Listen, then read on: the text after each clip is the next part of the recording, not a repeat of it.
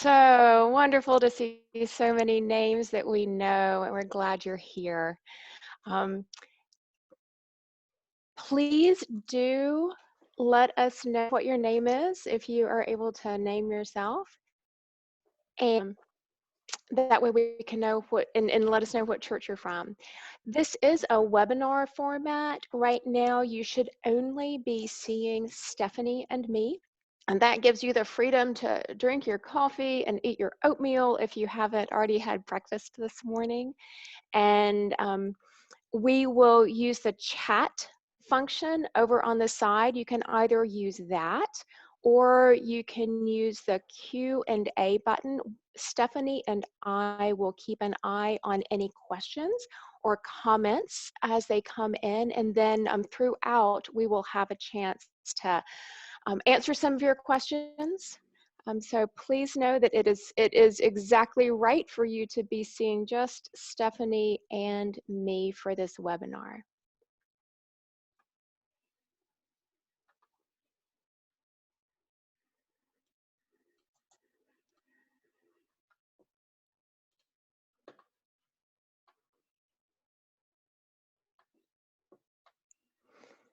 All right, good morning, everyone.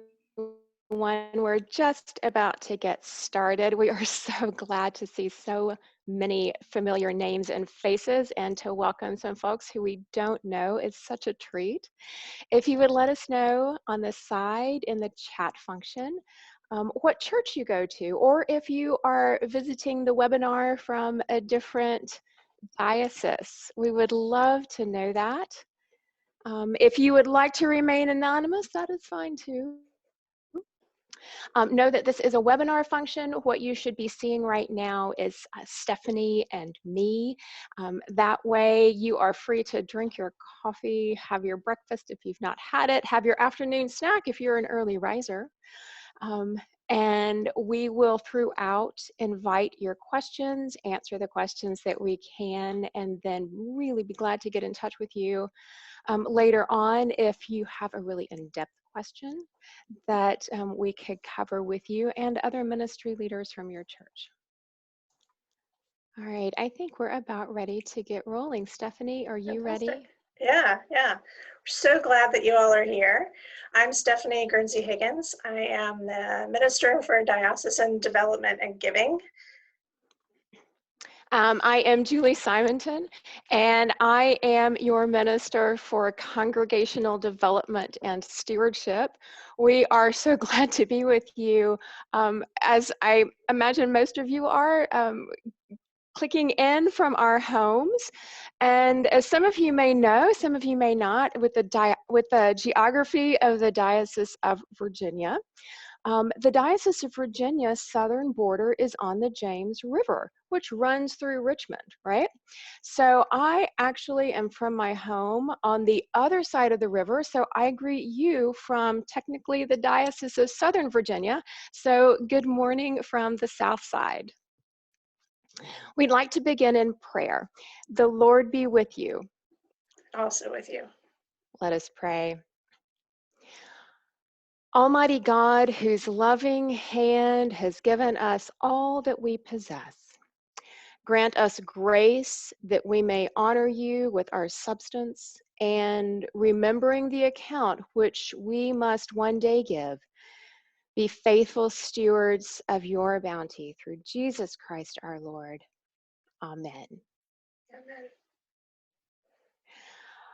What a treat to see so many folks joining us this morning. It is sunny here on the south side, and I hope that you are enjoying probably some cool sun. We woke up to it being a little bit cooler in this house than we were expecting.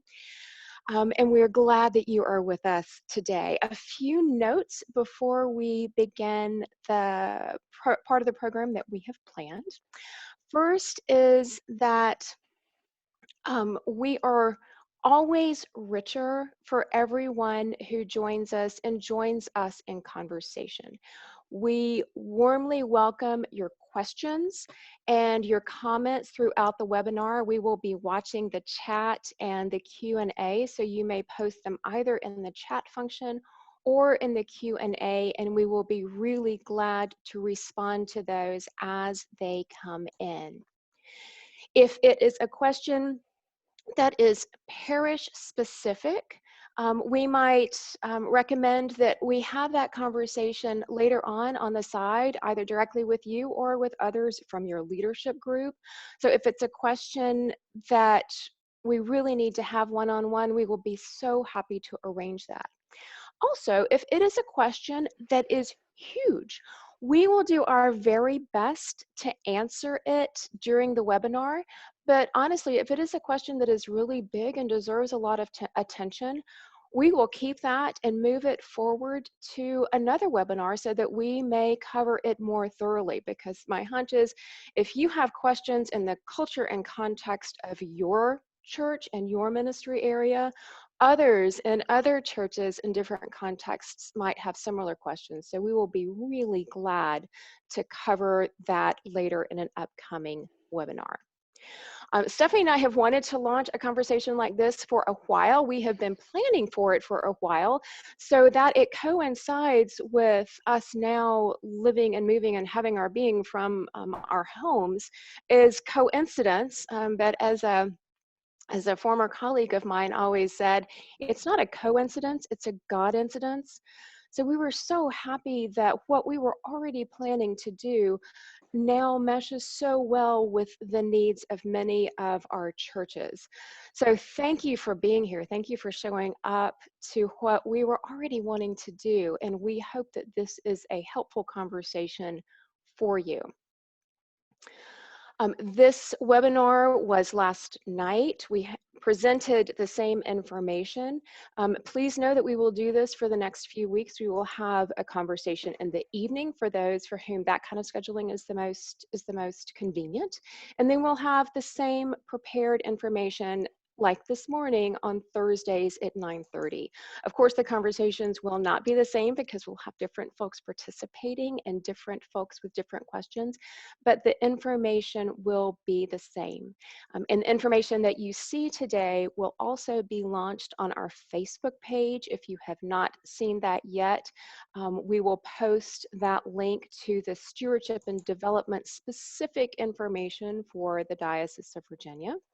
And we will also have this on our website through the stewardship, also through the COVID-19 resources. So if there's anything and a specific resource that you hear this morning that you want to know more about, study more deeply, know that it will be available for you. Please let others know about this webinar. We know that some churches are not quite in a place yet to move into this detail of ministry and stewardship and development. This is not a required webinar for sure for anyone in our diocese, but we make it available for you, for those of you who are in a place to begin to move more deeply into this area of ministry. We've got a lot of folks who are still in the sprint stage, trying to figure out how they move forward within their church, within their parish, just with what's going on. So let folks know who may be at other churches or in your parish.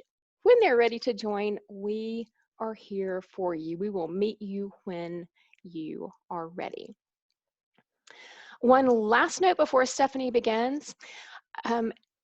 You will likely hear a lot of different ideas, a lot of things that you might want to talk to your leadership about moving into in your parish.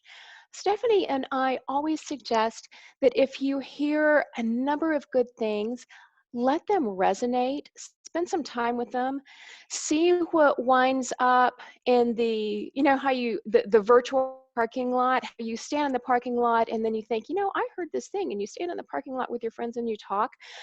You can do the same thing online. Get in touch with folks who heard the same conversation and see what really resonated deeply. Pick one idea, maybe two. Because if you pick too many ideas, one thing that can happen is the folks who are helping you implement those ideas in your church, it may be a little pure burnout. But mainly because if you find a lot of things that you want to do, you do everything at one time, then you're not going to be quite sure which one really resonated or two really resonated the deepest with your church and your congregation.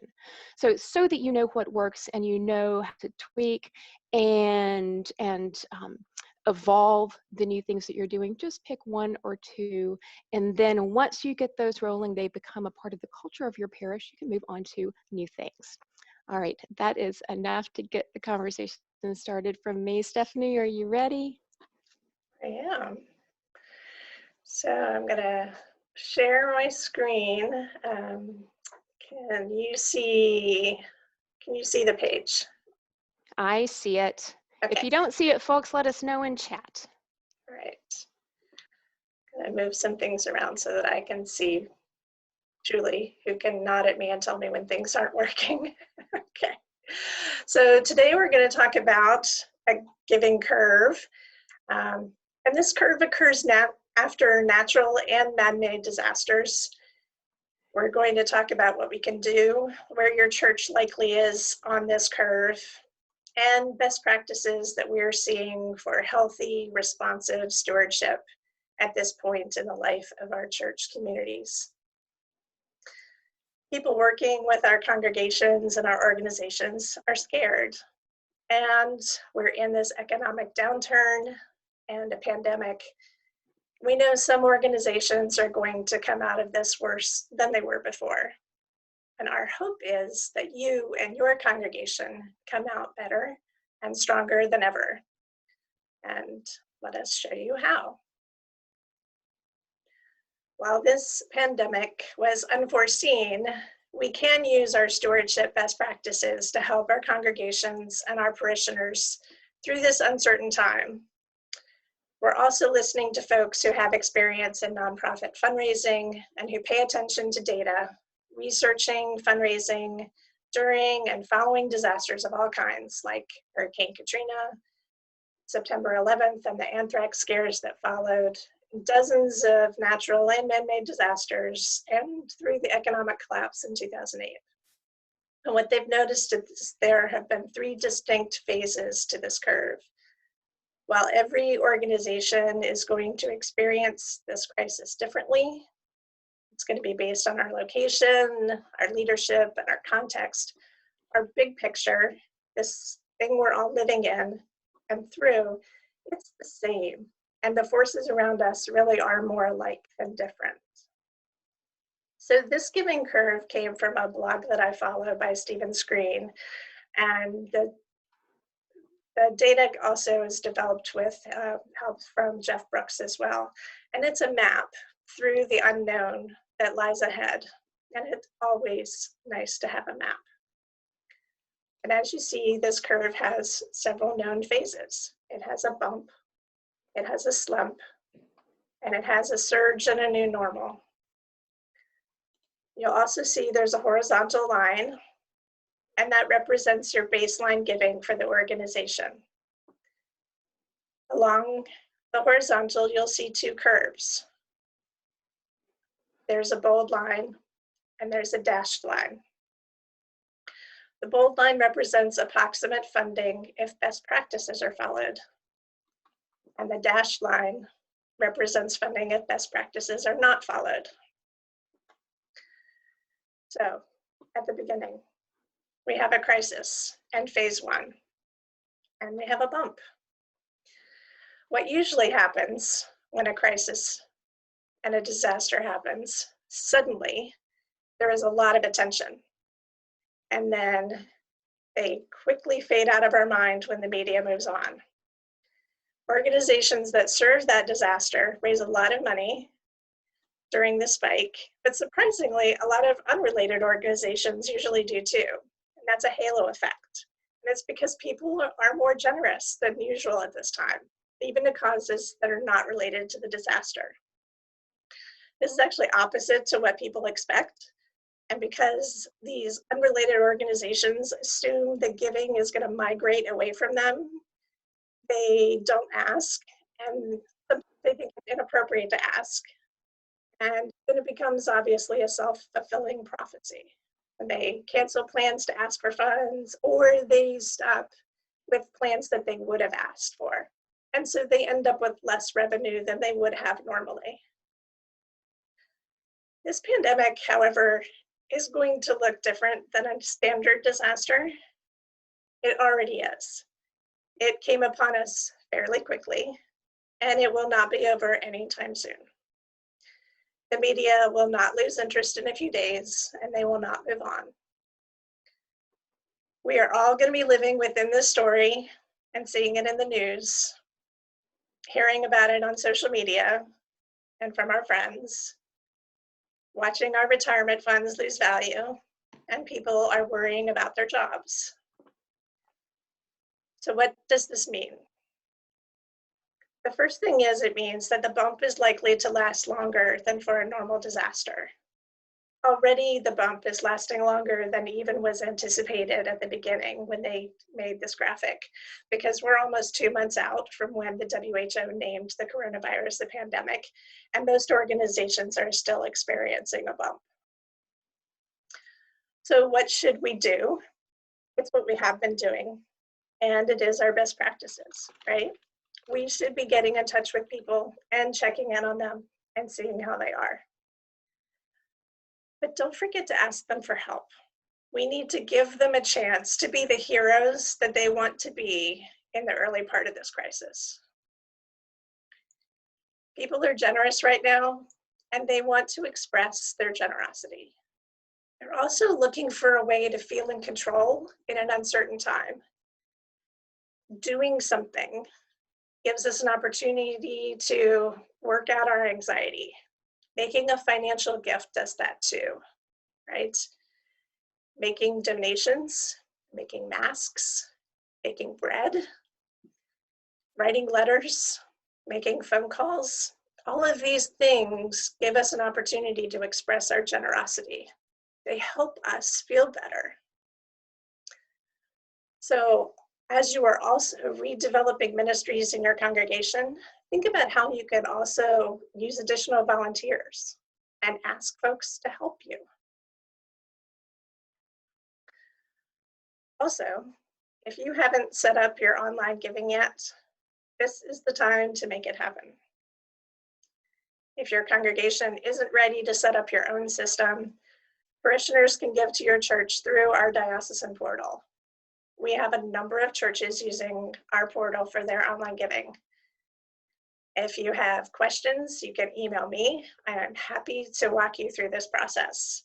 Your congregation can, they can give through us, and at the end of the month, we do the reconciliation and send you a check. And if your congregation then gets to a point where you are ready to look for your online giving platform, we also have information available for that too. There's a list of information on the COVID resource page under financial matters that lists different platforms, and we're glad to help you with that conversation as well. Here, folks really are ready to make the shift to online giving if you haven't helped them yet. We can help them through the process, and we can help you too. Maximizing recurring giving through online gifts is always helpful, and starting now will help you into the future. We've heard from many churches that they have experienced more people attending their online worship than come to regular worship. So if you have new people showing up for online worship, begin to think of ways to help them join you. Have someone available to welcome folks into worship in the comments or in your chat during online worship. Reach out, get to know them, just like you would get to know folks that show up for regular Sundays. Steward them and invite them to like your Facebook page, to come to your Zoom coffee hour or your virtual supper club, whatever ways that your congregation is still getting together. Begin to invite people who are showing up for your online worship into the other ways your congregation meets. These are the things that we can do when we meet together in person, so that we should do them now that we are worshiping virtually. Oh, come in here a little bit and say a few more words, if Stephanie doesn't mind me interrupting her, Yes, please. about how we connect online. We have so many different kinds of churches in the Diocese of Virginia. We have churches where the average Sunday attendance is about 12 folks. And perhaps parishes that are this size, you may not be meeting virtually online. We have churches that are corporate size with average Sunday attendances of 800 or 900 folks. So depending on the culture and context of your church and the digital access that your parishioners have, this ability to meet online is going to be different in different locations. If you have a church that is indeed quite small, that number of your folks do have digital access, you all can decide as a congregation perhaps to attend a local church within your community that is hosting online worship. You could attend there as a group and let the church know, hey, we're here from St. Stephen's and we're so glad to join you this morning. The National Cathedral is offering tremendous worship on their site. So take this as an opportunity for your smaller congregations that are not worshiping within the parish virtually to join other churches and let folks know that you're there. Also, if you do have folks who are not particularly well connected digitally, maybe you're out in the valley and the bandwidth isn't as good as it is in some other locations, how can you get together? Some ideas are, you can make a house visit, and stand at the end of the driveway just so your parishioners know the presence of their faith community. Stand at the end of the driveway and wave. Grab the mail and bring it up to the porch and put a little note on it saying, I was just thinking about you, and even though we can't visit, I wanted you to know that you are in my heart and in my prayers, and we are still our faith community. If you have questions about how to connect and how to connect well, given the culture and context of your particular church, let Stephanie and me know. We would be really glad to talk with you and some of the other leaders at your church by telephone or by a small Zoom meeting, if that is possible, to talk through the different possibilities. I'll add one last note. You heard Stephanie mention that you can have breakout coffee rooms. You can have breakout coffee rooms if you use Zoom. There is a function to send everyone into individual meetings or to transfer the meeting just to another virtual space. We've been working with that, and we have a number of churches that are beginning to work with that. We're very happy to talk you through it. It might sound a little too distant, too digital, too virtual, but I will tell you, we just had a clergy retreat online this week on Tuesday, and we used this function. We decided that our breakout rooms would be a room for 8 people. So I set it up, breakout room, 8 people, and then I clicked send, and everyone went to their groups. We had the first one of these group breakout rooms set for 30 minutes. So I'll let everybody know, 30 minutes, I'll give you a 5-minute heads up when it's time to close out the conversation, and then you can go on your way.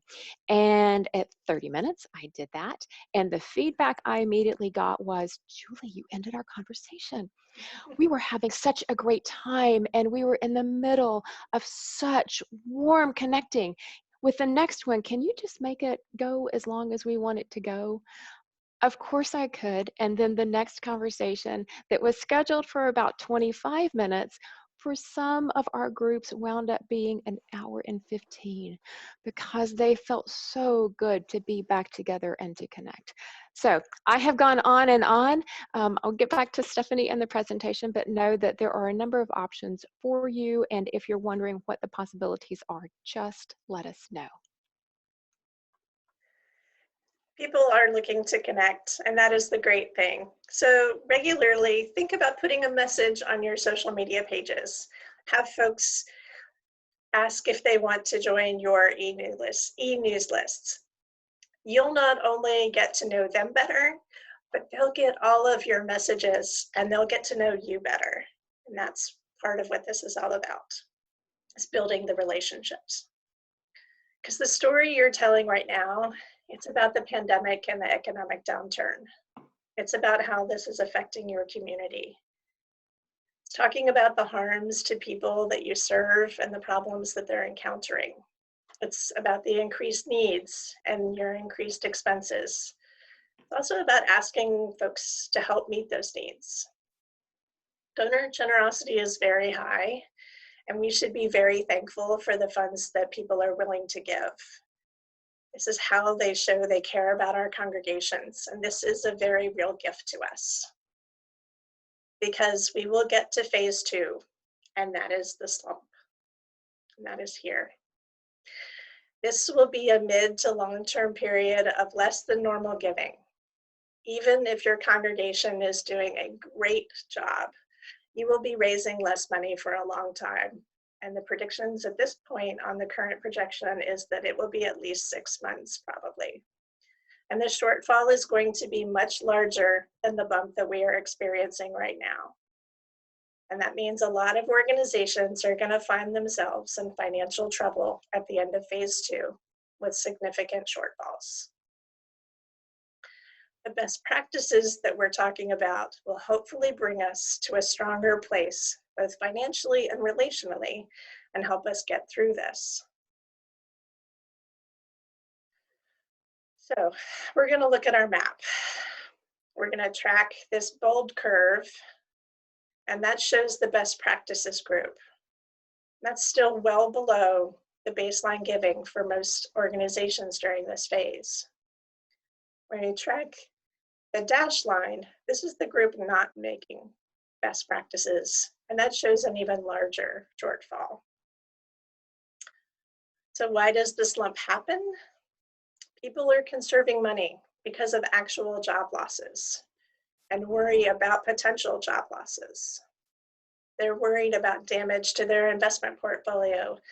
They're afraid that it could get worse and last for a much longer time. They're also feeling that they've already given. And that's a message that that we are accustomed to hearing as well. So what are we going to do? The good news is the best place to begin is with our best practices. The best practices that we teach for stewardship and annual giving is that you need a compelling and emotional case that your congregation is making a difference to your community in this phase and at that time. And this isn't new. This is what we're doing all the time. But during phase 2, these messages are going to be extremely important. To stick to the best practice curve, you need to be relevant to your context, and you need to be in touch with your parishioners. They need to know that you are making a difference in their lives. Your newsletters need to be incredible and reporting back on what's happening in your context right then, not what happened 6 months before. So it's an opportunity to tell good news about what's happening right around you. Telling stories of people helping each other. Maybe you've had a youth group that couldn't go on their mission trip, and they've chosen to landscape for the elders of the community. Or your church is collecting for a food pantry at a neighboring congregation. Take pictures of delivering and unloading the food. Have the youth keep a photo journal and share that online. There are many, many ways that people help other people. But that is the way to keep people connected, to keep sharing that message of people being relevant and showing that your community is relevant in your context. Because in phase 2, we're moving from this sprint into the marathon. We're no longer in this initial shock of the first days of the pandemic with closures and cancellations, but we're not in business as usual. That said, you'll still need to send more communications during this time, not less. And don't forget to provide a way to let people give financially. They may not be able to give as often or as much, but you don't get to take that choice away from them. It's not ours to do. They get to make that choice. My choice to give is not just about my wallet. It is about my relationship with God, and that's my relationship. I get to make that choice. We have the best chance of keeping our donors engaged if we keep their attention during this time, and if we build relationships. And you are guaranteed to lose their attention if you don't keep them engaged, if you are not building those relationships. So how are we going to keep them engaged in this very challenging time during this marathon? So we're going to stick to our best practices, of course, very carefully. What do? We're going to immediately report back about what happened during the first critical weeks of the situation.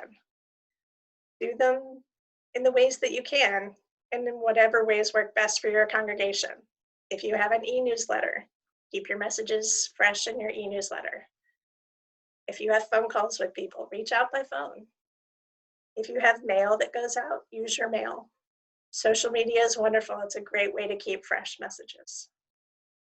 Also, make absolutely sure that all of your donors, everyone who's giving, knows that they are valued and that their gifts make a difference. Again, this is not different. We talk about this all the time, but again, if we miss it in this time, in phase 2, there will be very concerning consequences. Acknowledging financial gifts of all sizes is important, but thanking people is doubly important. Send thank you notes, send thank you texts, send thank you videos. Do thank yous in any way you can. Thank people for the extra volunteer work to do your online worship. Thank people for the yard work around the church or tending your garden. Maybe you have someone who enjoys sitting in the garden who could send the thank you. Thank yous in any format can be done. Do what works for you and in your context. This is a time you can be creative, and you might have people that want to be involved and who can be involved in different ways, who wouldn't all otherwise have been able to be involved, who could be involved and could help you. This is a really important time to establish a regular stream of communications, to ask for gifts, and to report back on the impact of giving.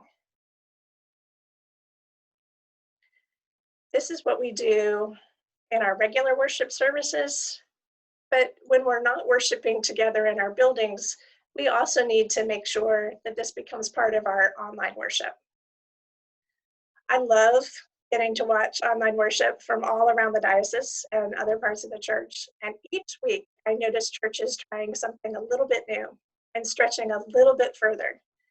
We're learning as we go, and we will get to where we add this to. I know we will. Like including our ministry moments as part of that we usually have as part of our annual giving cycle in the fall. This would be a great time to make sure you're including this as part of your online worship, but also including them as part of all of your communications, making them as part of your e-news, putting them in your social media, putting them in anything that you send out to folks. You have people that want to be connected at this time. Take this time to make sure that everybody is aware of the ways that they can be connected with you and all of the things that you are doing. This is also a time to ask people to tell their own stories. Peer-to-peer storytelling is very compelling, and it helps to include people from all ages and demographics of your congregation. They can post their pictures and their stories and their videos. This is a great way to involve lots of people. But don't reduce your communications, and don't resume normal communications as if this isn't happening. Remember, less revenue is normal. It is not a value judgment on what you are doing. Did you have something, Julie? I'm also gonna, sorry, yeah, I'm also gonna cut in here and tell you about my morning. I woke up and was checking Facebook, and I ran across the Doobie Brothers. I'm a child of the Deep South. I love the Doobie Brothers, and they have put together a video of them singing Black Water, and I just sat there with my cup of coffee and could not get enough of it.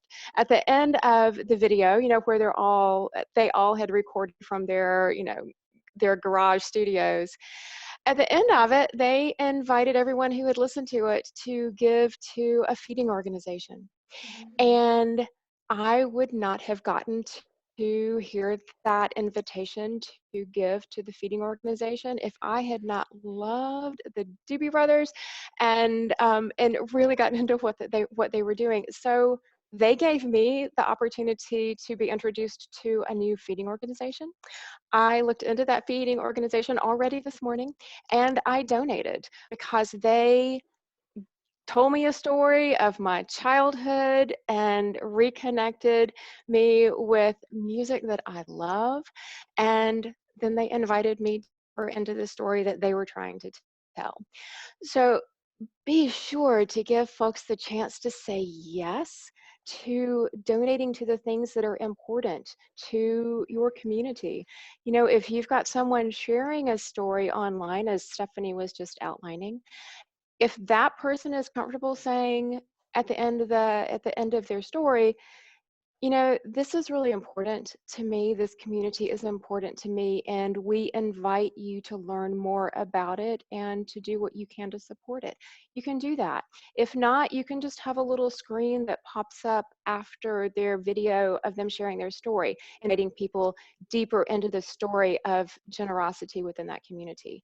So always be sure. I know so many of us are hesitant at this time to ask for money, but as Stephanie has been describing throughout this presentation, people are eager and hungry to participate in a way that is meaningful and in an organization that they value. We know from studies with the Lake Institute, which is a Lilly-funded organization at Indiana University at their School of Philanthropy, we know that people understand and value their faith home in a way that they value differently their other nonprofit organizations.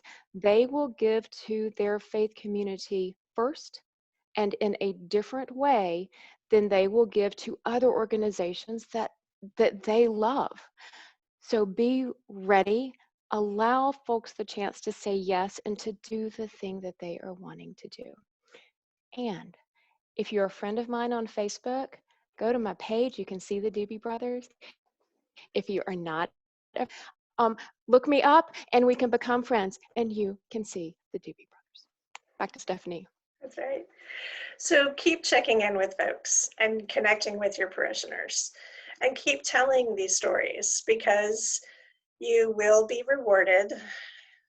Because for the congregations that did a great job in phase 2, you'll see an increase in giving, a recovery that erases the shortfall that happened. And it's usually led by your major donors with whom you've developed and cultivated and deepened relationships during phase 1 and 2. But you've also been deepening your relationships with all of your parishioners during this time, whether they were regular givers or pledgers or not. And that's the amazing part of this process. The best practices that we know to do as the work of good stewardship are going to help us all the way through to the other side of this challenging time. So for the congregations that do a great job through all 3 phases here, with the relationships with the parishioners, appeals, their newsletters, and all their communications, there is a new normal, and you'll notice that giving here is higher than in the old normal. And that's because a lot of organizations are not going to do well during the pandemic and the economic downturn. They are the dashed line, and they will be raising less money than normal and losing their donors. Some of this is not because of what they did. Some of this is circumstance. But if we continue to work on what we can and get stronger together relationally and financially, we can work to try to be here. So all the outcomes here are based on what we can choose to do. And that's not that we have to do everything, not like that, but you have the power to make choices so that you can come out of this as healthy and strong as possible, and with parishioners that are bonded to you more than ever, and have very strong relationships with you. And it doesn't mean that you have to do everything all the time. This is a map to show you what to expect so that you know how to do what is right for your congregation and for your parishioners. And it means that you need to keep an eye on your giving, on your stewardship, and on your relationships. And it might mean you need a team. And that's a great way to include more people and to build relationships. So in the new normal, our communications rhythm and content will slowly begin to return to what we might remember, but it might also be difficult for some. You may need some kind of shortfall messaging to restore giving and raise just enough to cover what you lost during phase 2, especially from donors that were really hard hit by the economic downturn. The biggest unknown is how long the economy will be in a serious slump. It could be a long time, and depending on how many cancellations there are, as well as a lot of other unknowns. How much this impacts your revenue will have a lot to do on who your donors are and what your particular context is. And while it's hard to plan too far ahead, there are some ideas. You can run an End the Shortfall mini campaign with a time-specific deadline. We've had congregations that have had great success with mini campaigns, and I'm sure we could put you in touch with them. Some of them have run them actually several years. I've done these instead of doing a larger capital campaign. They've run mini campaigns across several years and have had great success with that. Don't forget to develop meaningful messages to thank all of your donors, people who gave of their finances as well as their time. But make sure that you are creating special reporting for all of your donors who gave through the crisis, maybe handwritten notes, photos, special newsletters, all the ways you connect with people. But back to our map. We know as we move into this new normal, some things are going to look very different, but we also know that many things are going to be the same. God will still be with us, and God will still love us.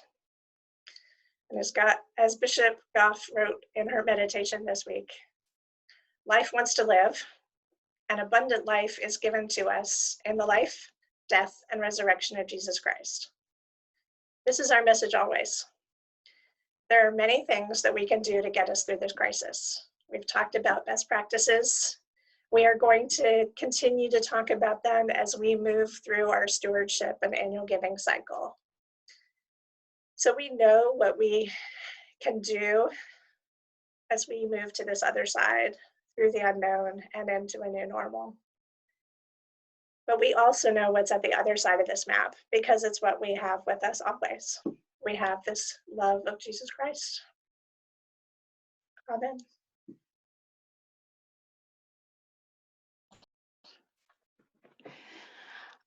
I love the way that Stephanie phrased that.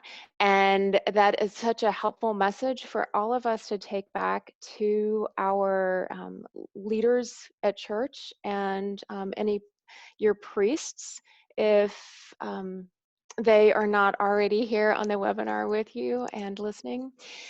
You know, at the heart of stewardship, I'll back up a little bit here.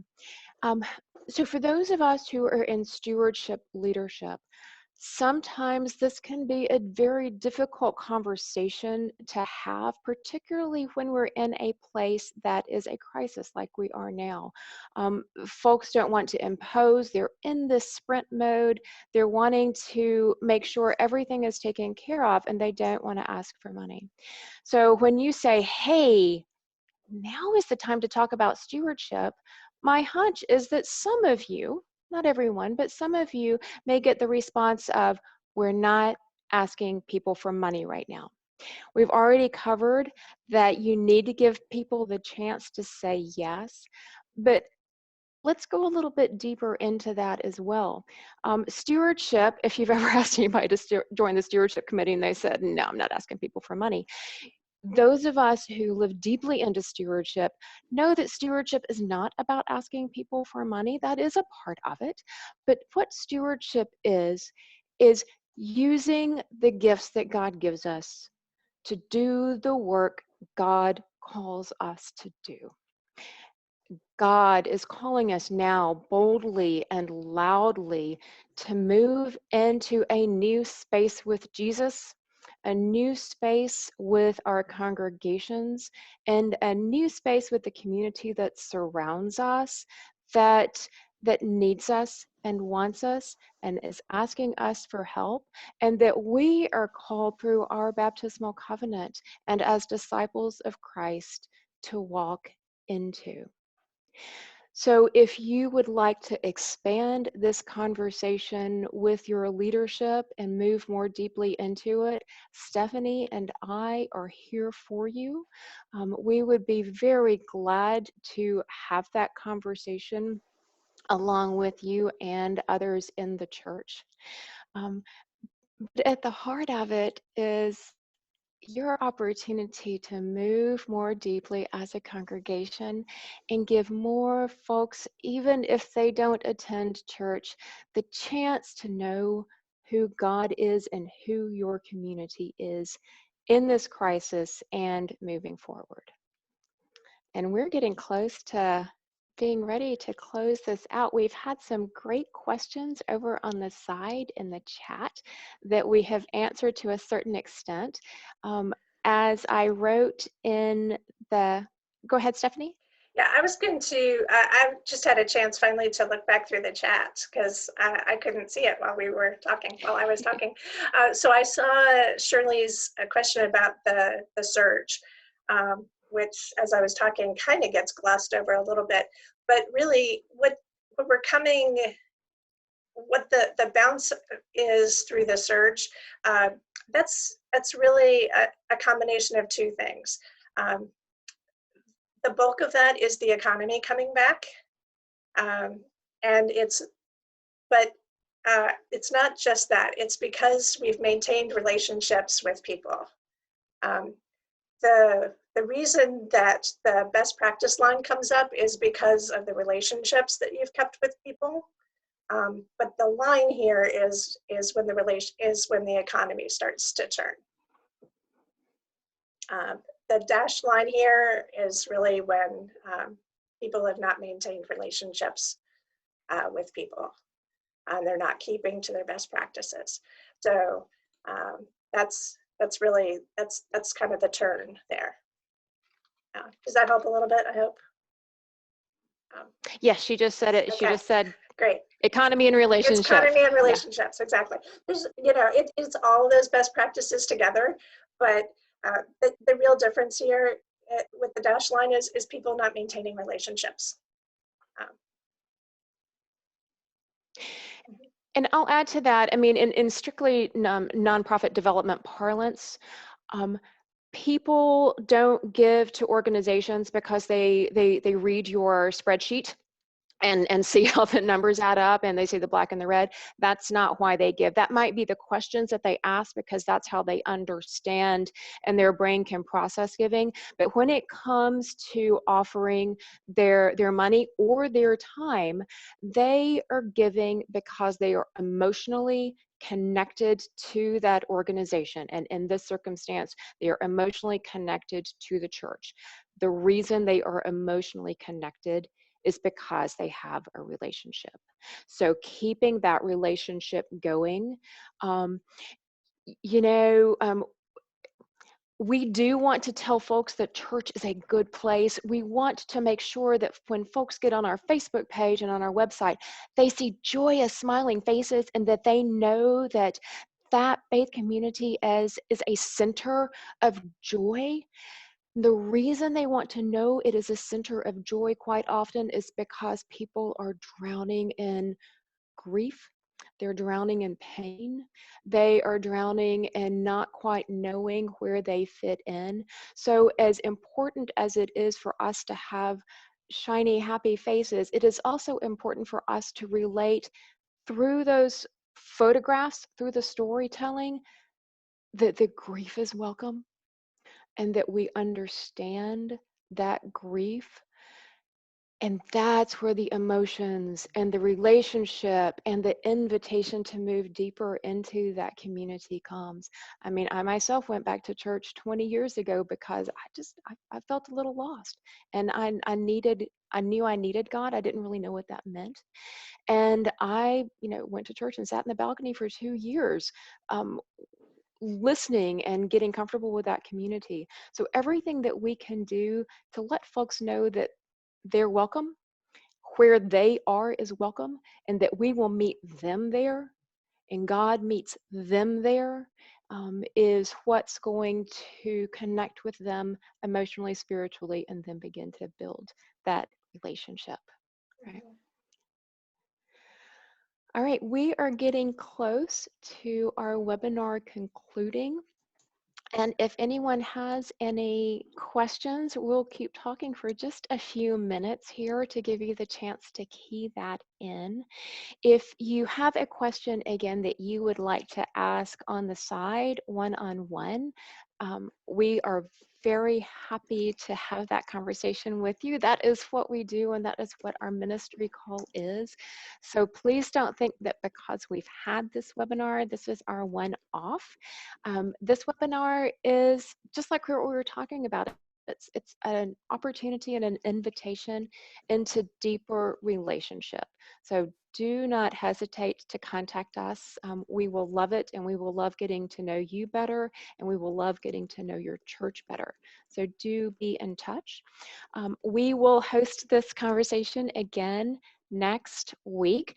And next week, we will begin to move a little bit more deeply into the best practices of how to have these conversations, how to track the storytelling, how to begin to prepare for what's coming up in the fall, and know that once we have that conversation, that will be an introduction, but we will host webinars in June that, if you are familiar with our Church Vitality Day, will be our Church Vitality Day. We will have separate webinars on annual giving programs specifically. And then Stephanie will lead conversations on how to prepare for your narrative budget, visual budget in this new normal so that it resonates deeply when you begin your fall campaign. And I will also assure you that our annual giving program that we write out of the Diocese of Virginia is going to look very different for the fall. And necessarily so. It will feel different. It will offer more pastoral care. We will suggest to congregations to lead that campaign in a shorter way, to condense it a little bit so that it offers that pastoral care. And because we are in a new normal, it is going to feel new, and it will become the new normal of your church. So it will indeed look and feel and move a little bit differently. Stephanie, is there anything that you will close out with? No, thank you. All right. Thanks so much to all of you for joining us. We're so glad to spend our morning with you. And I'm going to close now with a few words from Charles Wesley. So, friends, do all the good you can by all the means you can, in all the ways you can, in all the places you can, at all the times you can, to all the people you can, as long as you ever can. Amen. And go in peace to love and serve the Lord. Thank you for being with us this morning. Bye-bye, everybody. Bye-bye.